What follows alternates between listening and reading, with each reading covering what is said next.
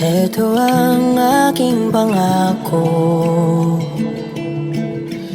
pag-ibig na di maglalaho. To be patient, to be kind and to be true, to love and to be loved by you. Chika Minute, Bel Mariano, nirereto kay Elijah. Ala! Marami ang bumilib sa naging partisipasyon ni Bel Mariano at Elijah Canlas sa isang serye. Sa katunayan, dahil sa ipinakitang galing ng dalawa, ay may shippers na nagpupush na gawin silang love team o gawa ng proyekto. Anong say mo, Donato?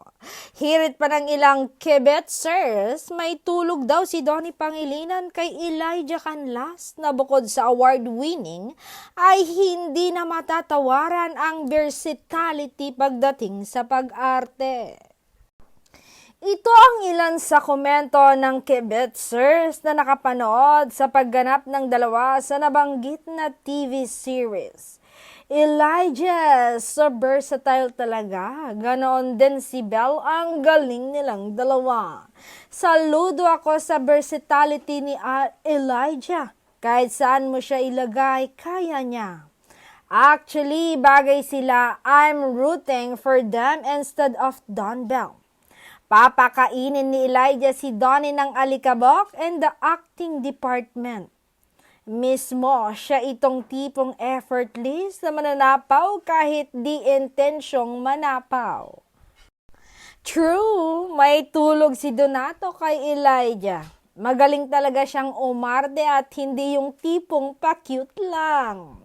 Silang dalawa lang among Gen Z actors ang nakitaan ko ng malawak at versatile acting range. Ang ganda ng portfolio ni Elijah, sana maalagaan pa siya ng management at mabigyan pa siya ng roles that would showcase his potential. Sana magkasama sila sa isang project, not necessarily as a love team partners. Bagay sila sa isang suspense mystery thriller. Kung may clamor, why not? I want them to be two of the lead stars in a teleserye or movie na heavy drama. No Donnie muna please, but I don't hate Donnie ha. Ibang level ang acting chops nila, Bel and Elijah. If ever na magkaka-project sila, I think so-supportahan din sila ng Don Bell fans. Mas bagay sila. Oh my God! Anong say nyo, Don Bell fans? Papayag ba kayo? Ako, hindi. Malaking hindi.